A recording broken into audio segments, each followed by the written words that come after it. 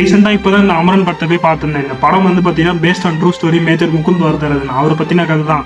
ஆனால் என்னதான் இந்த படத்தில் டெரரிசம் சீனாக இருக்கட்டும், இந்த ஆர்மி பேஸ்டு சீனாக இருக்கட்டும், அதெல்லாம் ஒரு சைடு இருந்தாலும் இந்த சிவகார்த்திகேயனுக்கும் சாய் பல்லவிக்கும் நடுவில் லாங் டிஸ்டன்ஸ் லவ் ஒன்று இருக்கும். அது ஒரு மாதிரி நம்மளுக்கே ஒரு மாதிரி ஃபீல் தான் கொடுத்துச்சுன்னு சொல்லணும்.